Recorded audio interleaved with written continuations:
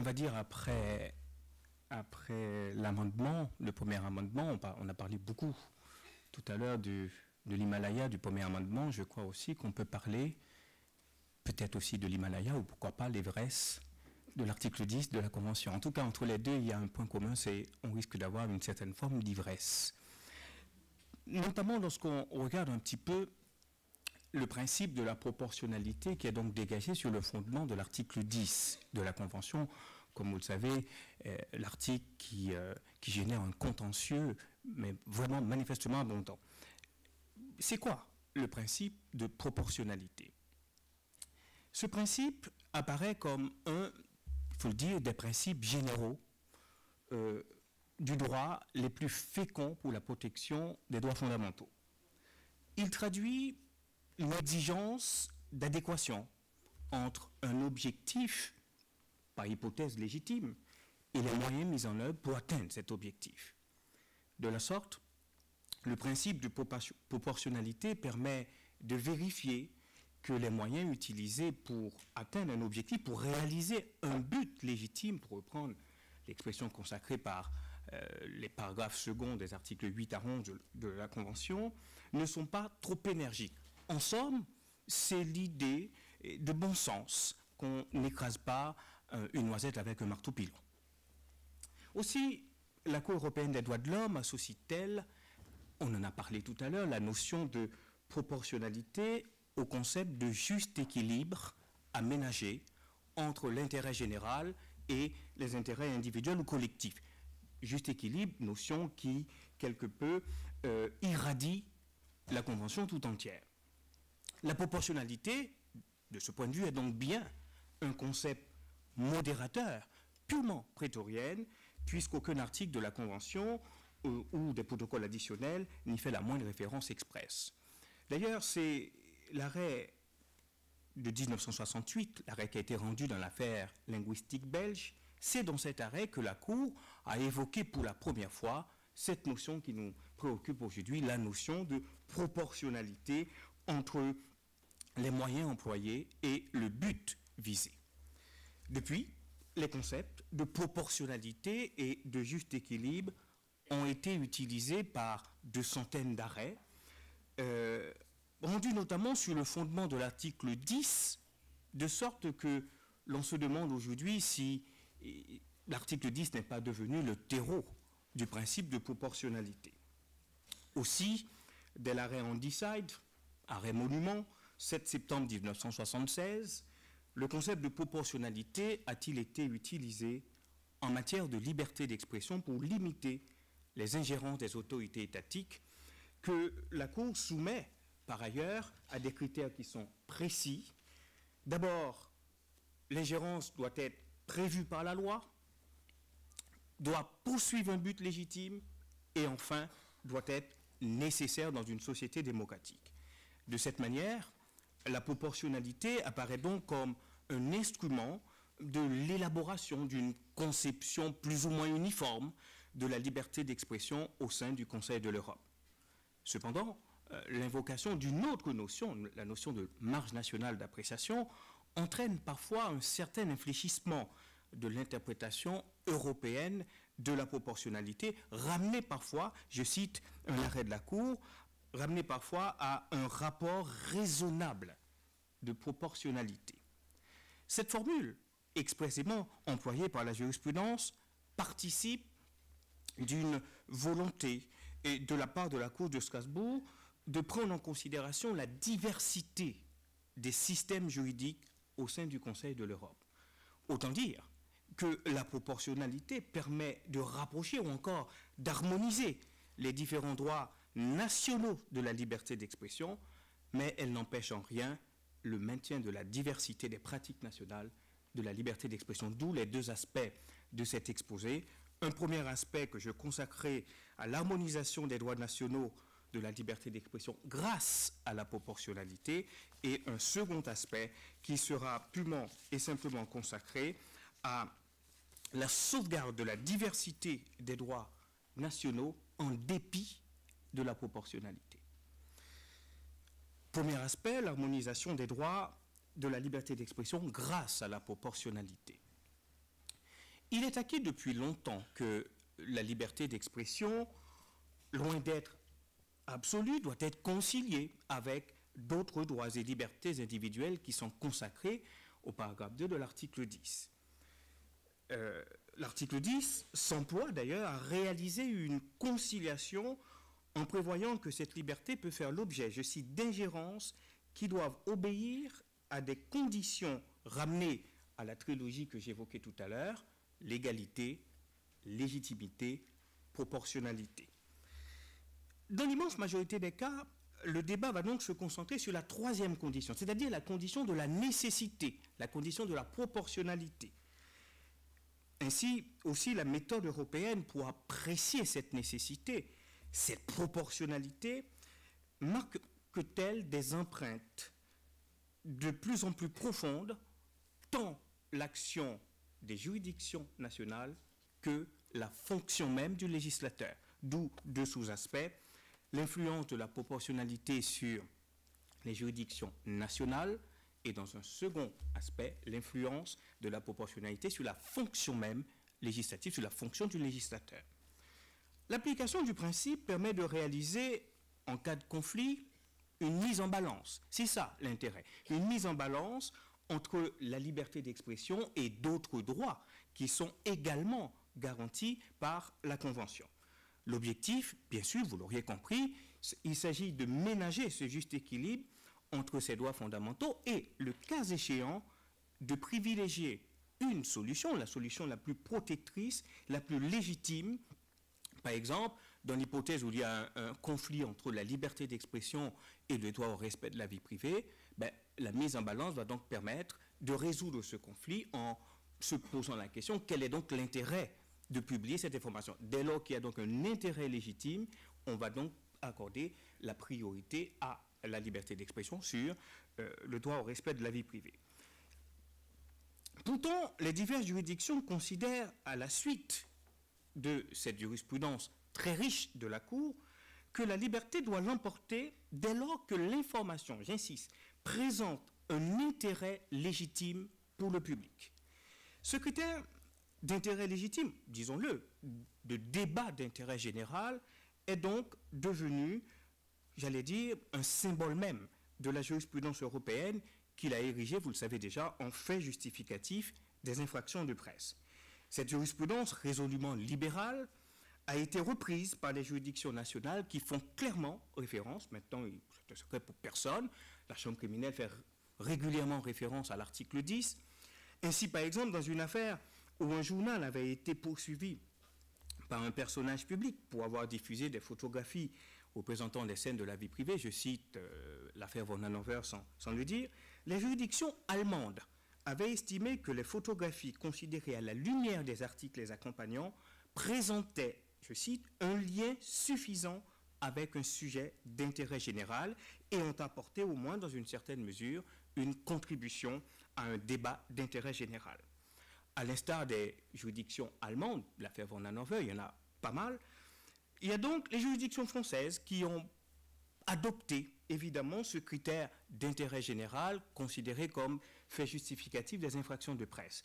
On s'accorde à reconnaître que l'arrêt fondateur en la matière, c'est l'arrêt Executive Life de 2008, dans laquelle un ancien dirigeant d'un établissement bancaire poursuivait des journalistes en diffamation. Pour prononcer une cassation sans renvoi de l'arrêt de la Cour d'appel ayant condamné les journalistes, la Cour de cassation, au visa des articles 29 et 10, c'est très clairement précisé, 10 de la Convention, retient, je cite, que l'article incriminé traitant d'un sujet d'intérêt général relatif au rachat frauduleux par un organisme bancaire d'une compagnie d'assurance ne dépassait pas les limites de la liberté d'expression au sens de l'article 10. Dans une autre affaire où un quotidien était également poursuivi en diffamation, la Cour de cassation met en œuvre le test de proportionnalité en rappelant, je cite, « La liberté d'expression ne peut être soumise à des ingérences que dans les cas où celle-ci constitue des mesures nécessaires au regard de l'article 10 de la Convention. » Et il ajoute, le juge ajoute, « L'article portant sur un sujet d'intérêt général au traitement judiciaire d'une affaire ayant eu un retentissement national ne dépassait pas les limites admissibles, etc., etc., de la liberté d'expression. Ainsi, l'influence de la jurisprudence sur les juridictions des divers États membres du Conseil de l'Europe trouve-t-elle une traduction dans leur application du principe européen de proportionnalité qui affecte également l'activité du législateur, d'où le second sous-aspect, l'influence de la proportionnalité sur la fonction législative. L'impact de cette influence se révèle notamment en cas de condamnation d'un État à Strasbourg impliquant généralement une mise en conformité de sa législation au regard de la jurisprudence. Dans un pareil contexte, l'intervention du législateur national s'apparente à un acte contraint ou encore imposé par la Cour européenne. Ainsi, existe-t-il de nombreux exemples de modifications législatives à la suite d'arrêts constatant une violation de l'article 10 pour non-respect du principe de proportionnalité. Ce fut par exemple le cas de la loi britannique de 1981 relative au Contempt of Court, littéralement le mépris de la Cour, puisque c'est à la suite de l'arrêt Sunday Times que le Parlement a modifié cette législation sur le Contempt of Court. D'ailleurs, lors des débats concernant la genèse de cette loi, je vous cite les propos de Lord Gifford, qui est au niveau de la Chambre des Lords, qui affirme que la genèse de cette loi doit être recherchée dans l'arrêt de la Cour européenne qui est venu contredire la conception restrictive de la Haute Chambre. Pour le Lord chancelier, dont l'opinion a été confirmée par ses conseillers juridiques, la loi satisfait aux exigences de l'arrêt de la Cour européenne et parmi ces exigences, naturellement, le principe de proportionnalité. D'autres États du Conseil de l'Europe ont dû également modifier leur législation à la suite d'une décision de condamnation de la Cour de Strasbourg pour violation du principe de proportionnalité. C'est notamment le cas, par exemple, de l'Autriche à la suite des affaires Ligens-Oberschlick. L'Autriche a modifié, là encore, sa législation pour permettre un juste équilibre entre la protection de la liberté d'expression et le respect des droits et de la réputation d'autrui. En effet, de même, on pourrait également citer le cas de la France. La loi du 15 juin 2000 qui a supprimé, par exemple, les peines d'emprisonnement concernant les délits d'effraction, lors des débats à l'Assemblée nationale, référence avait été clairement faite au principe de proportionnalité dégagé sur le fondement de l'article 10. Récemment encore, puisque le débat est en cours concernant le projet de loi Taubira concernant le renforcement de la protection des sources journalistiques, je rappelle que, là encore, c'est à la suite des arrêts Martin, Rezio de 2012, dans lesquels la Cour strasbourgeoise condamnait la France pour des perquisitions qui ont été menées dans les locaux de presse au motif, je cite, que ces mesures n'étaient pas nécessaires et proportionnées à la poursuite des buts légitimes visés compte tenu de l'intérêt légitime de la société démocratique à assurer et à maintenir la liberté de la presse. Je rappelle, l'article 1er de ce projet de loi reprend littéralement les mêmes termes de la Cour, de la jurisprudence, puisque l'article 1er précise qu'une atteinte au secret des sources ne peut être justifiée que si elle est strictement nécessaire et proportionnée au but légitime. Ce qui met fin à une notion totalement nébuleuse qui est donc la notion d'impératif prépondérant d'intérêt public. Vous voyez, c'était une certaine forme de redondance. Aujourd'hui, on se contente purement et simplement de vérifier si si l'atteinte qui est portée au secret des sources est donc nécessaire et proportionnée. Donc, vous l'auriez compris, influence de cette proportionnalité tant sur, l'activité judiciaire que sur l'activité législative, mais cela n'empêche nullement le pluralisme juridique qui est essentiel aussi bien pour l'élaboration de l'Europe communautaire, de l'Union européenne, que pour l'édification de l'Europe des droits de l'homme, autrement dit, du Conseil de l'Europe, d'où le second aspect de cet exposé, la sauvegarde de la diversité des droits nationaux en dépit de la proportionnalité. Là encore, l'arrêt monument, c'est l'arrêt Handyside, 1976, dans lequel la Cour va donc rattacher la notion de pluralisme à la notion de société démocratique. La juridiction strasbourgeoise se montre-t-elle sensible à la diversité européenne, précisant, je cite, qu'elle ne peut négliger les particularismes de chaque État.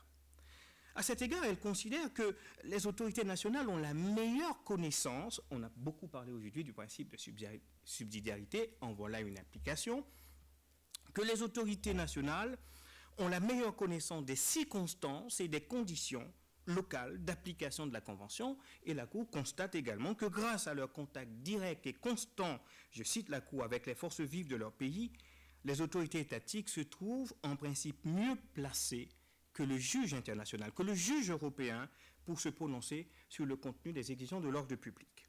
De ce constat, la Cour tire en quelque sorte une conséquence que la diversité des cultures juridiques européennes doit permettre de reconnaître aux États une marge nationale d'appréciation, évidemment qui a pour conséquence automatique d'opérer un certain retrait, un contrôle restreint même de la proportionnalité, d'où les deux aspects, la marge nationale d'appréciation qui a pour conséquence, vous l'auriez compris, des restrictions sur le contrôle de la proportionnalité exercée par le juge.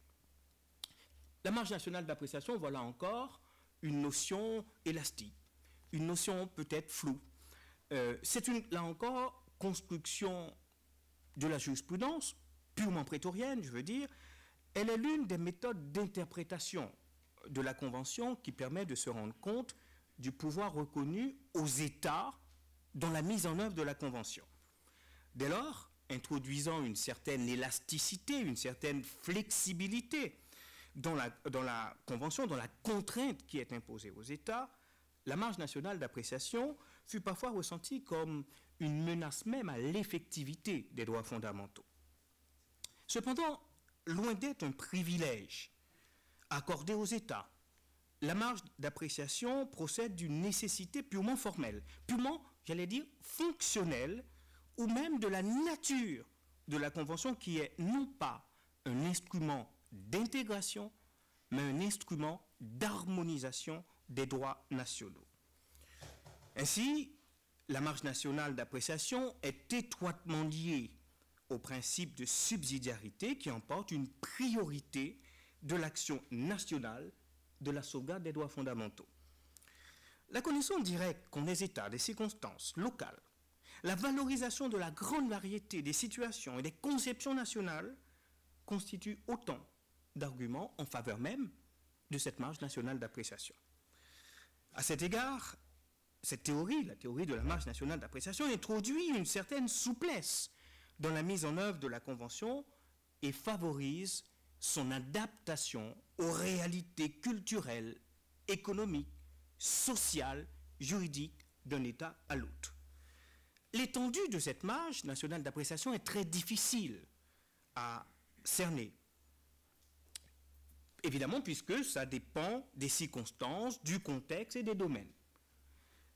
Dans le domaine de la liberté d'expression, qui est donc un droit, je rappelle, relatif, une certaine marge nationale d'appréciation est laissée à l'État pour appliquer les restrictions, les exceptions qui l'affectent.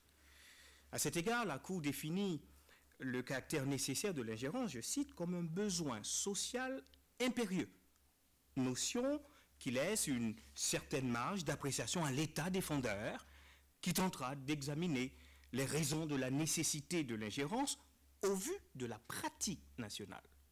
Certes, il est vrai qu'en matière de liberté d'expression, qu'en matière de l'article 10, la jurisprudence est particulièrement libérale. Pour autant, il serait manifestement exagéré de croire que la liberté d'expression ne supporte aucune marge nationale d'appréciation.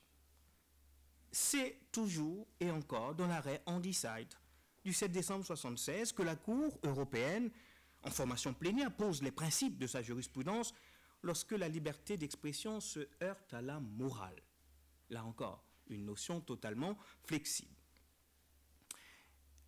La Cour y affirme d'une part l'importance de la liberté d'expression et d'autre part le fait même que la morale soit une notion qui est totalement floue, qui varie d'un État à l'autre. Dès lors, considère la Cour, les autorités doivent bénéficier d'une marge d'appréciation pour apprécier cette notion de morale, pour apprécier, comment dirais-je, les exigences de la protection de la morale dans la société démocratique. Après l'arrêt Handyside, l'affaire a été confirmée dans un autre arrêt, l'arrêt Muller, où la Cour précise très clairement que l'État dispose d'une marge d'appréciation pour décider de la nécessité de protéger la moralité publique, la morale publique, en confisquant des tableaux obscènes livrés au regard du public. Cette même jurisprudence, pour faire très rapidement, a été transposée notamment dans le domaine de la protection des convictions religieuses. Et là encore, il y a toute une flopée de jurisprudence où la Cour considère, par exemple, que l'État dispose d'une marge d'appréciation lorsqu'il réglemente la liberté d'expression sur des questions susceptibles d'offenser des convictions intimes dans le domaine de la religion. Récemment encore, plus récemment, dans l'arrêt Murphy contre Irlande du 10 juillet 2003 relative à l'interdiction faite à un pasteur de diffuser sur une radio locale une annonce publicitaire à des fins religieuses, la Cour européenne a affirmé, je cite, qu'en l'absence de dénominateur commun en matière de publicité à caractère religieux, l'État partie bénéficie d'une large marge d'appréciation quant à la nécessité de la mesure restrictive. Ainsi, en présence d'une marge d'appréciation, le juge européen limite son contrôle sur la justification de la mesure qui rejaillit automatiquement sur le contrôle de la proportionnalité. Et c'est le dernier aspect de mon exposé, les restrictions du contrôle de la proportionnalité.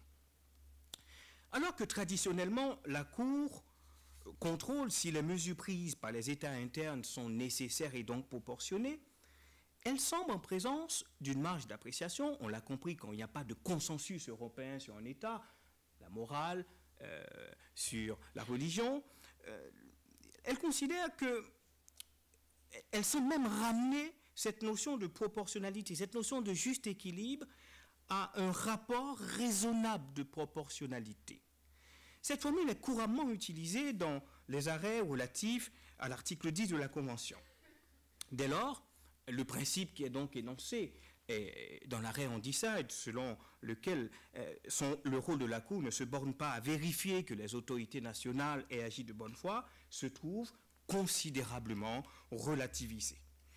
La Cour opère un contrôle restreint de proportionnalité de sorte qu'elle se limite à vérifier que la décision des autorités nationales n'est pas manifestement dénuée de fondement raisonnable ou encore que la mesure prise n'est pas manifestement disproportionnée au but légitime poursuivi. Cette approche conduit le juge européen à considérer les décisions internes avec retenue, avec déférence.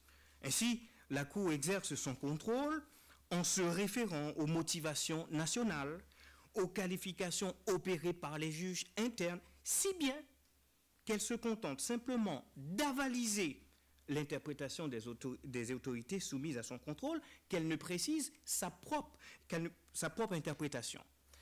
Son raisonnement dans l'affaire Otto Preminger, c'est un ancien arrêt, en offre un exemple, j'allais dire à un double degré. En l'espèce, pour caractériser le besoin social impérieux de l'ingérence, la Cour se réfère à deux ordres de fait mis en avant par les autorités étatiques. La forte proportion de catholiques au Tyrol, qui est donc une région autrichienne, et la publicité qui avait entouré la protection du film, dont le contenu était de nature à choquer un croyant. À cet égard, il semble que la Cour ignore le fait que nul ne pouvait donc se trouver soumis contre son gré à cette œuvre, mais surtout, la Cour détourne de leur sens les précautions qui ont été prises par l'association requérante pour minimiser l'atteinte aux sentiments religieux.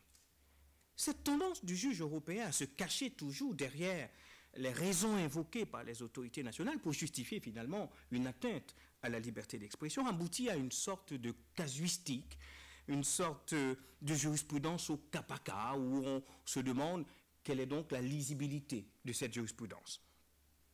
En revanche, par exemple, dans les arrêts Brasilier et Paturel qui ont été rendus contre la France, la Cour considère que la condamnation à 1 franc symbolique peut constituer une sanction disproportionnée. Dans l'affaire Hachette-Philippe-Aki, elle considère qu'une publication judiciaire n'est pas en elle-même une sanction disproportionnée. On peut se demander. Pire, la jurisprudence semble même se contredire. Les affaires Tourangeau-Julie, les affaires Dupuis, par exemple, témoignent de cette contradiction. Tandis que, dans la première affaire, la Cour estime qu'une amende de 10 000 francs n'est pas une sanction excessive, ni de nature à emporter un effet dissuasif pour la liberté de la presse. Dans la seconde, en revanche, elle relève que le caractère relativement modéré de l'amende ne suffit pas à faire disparaître l'effet dissuasif de la condamnation. En clair, on ne comprend plus rien. Voilà. Pour conclure, la proportionnalité en tant que principe général du droit permet de garantir une bonne protection de la liberté d'expression en Europe tout en tenant compte des impératifs qui sont liés à l'harmonisation.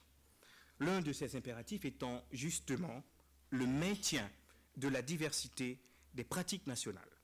En effet, la complexité du processus d'harmonisation ou de convergence tient notamment au fait qu'il se nourrit de façon essentielle du particularisme des droits nationaux. Car, faut-il le dire, ce sont les spécificités des systèmes juridiques internes qui procurent les éléments initiaux de l'harmonisation. L'identité des approches nationales participe à la dynamique de développement des droits. De façon corollaire, la divergence des pratiques induit une retenue, j'allais même dire une tenue de la part du juge européen qui laissera aux autorités étatiques une marge d'appréciation dans la mise en œuvre des droits fondamentaux. Merci.